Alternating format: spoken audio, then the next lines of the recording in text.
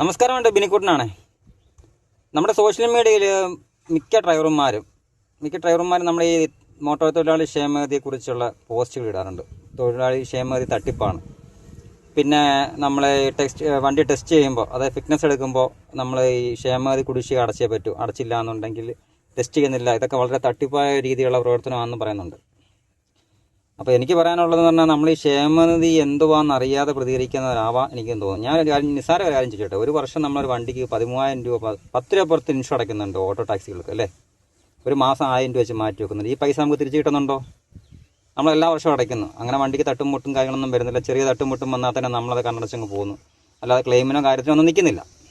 അപ്പോൾ നിസ്സാരം നമ്മൾ ഈ ഒരു മാസം ക്ഷേമനിധി വരുന്നതെന്ന് പറഞ്ഞു കഴിഞ്ഞാൽ 120 രൂപയാണ്.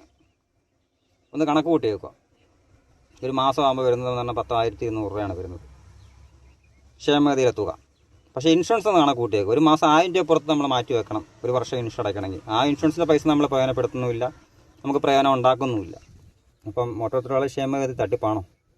ഒരു ഗവൺമെൻറ് നമുക്ക് വേണ്ടി ഉണ്ടാക്കിയതാണ് മോട്ടോർ തൊഴിലാളി ക്ഷേമനിധി എന്ന് പറഞ്ഞ ഒരു പദ്ധതിയാണ്. അപ്പോൾ അതിനകത്ത് അംഗത്വം എടുക്കാതിരുന്ന് കഴിഞ്ഞ് കഴിഞ്ഞാൽ ആ ക്ഷേമനിധി ബോർഡ് നശിച്ചു പോകത്തേ ഉള്ളൂ. ശരിയല്ലേ? അപ്പോൾ എല്ലാവരും അതിനകത്ത് അംഗത്വം എടുപ്പിക്കാൻ വേണ്ടിയാണ് ഇങ്ങനെയുള്ള ചില വ്യവസ്ഥകൾ. ടാക്സ് അടയ്ക്കണമെങ്കിൽ ഇതുപോലെ നമ്മൾ ക്ഷേമനിധി അടയ്ക്കണം, അല്ലെങ്കിൽ ടെസ്റ്റ് ചെയ്യണമെങ്കിൽ ക്ഷേമനിധി അടയ്ക്കണം എന്നൊക്കെ പറയുന്നത്. അപ്പോൾ നമ്മളത് അംഗീകരിക്കുകയല്ലേ വേണ്ടത്. അപ്പോൾ ഇതിനെക്കുറിച്ച് അറിഞ്ഞിട്ട് പ്രതികരിക്കുക. ക്ഷേമനിധി എന്തുവാണെന്നും അതുകൊണ്ട് എന്തോ പ്രയോജനമൊന്നും നമ്മളൊന്ന് അറിഞ്ഞിരിക്കുക. അറിഞ്ഞതിന് ശേഷം പ്രതികരിക്കുക. അപ്പോൾ എല്ലാവരും പ്രതികരിക്കുന്നത് കണ്ടുകൊണ്ട് അങ്ങ് പ്രതികരിക്കാൻ നിൽക്കരുത്. 2-3 ആൾക്കാർ വന്ന് പ്രതികരിക്കുമ്പോൾ മിക്ക സോഷ്യൽ മീഡിയയിലും ഈ ക്ഷേമനിധി തട്ടിപ്പാന്നുള്ള പോസ്റ്റ് ഇടുന്നത് ഡ്രൈവർമാരല്ല, ഈ ഡ്രൈവർ മേഖല ഉള്ളവരേ അല്ല.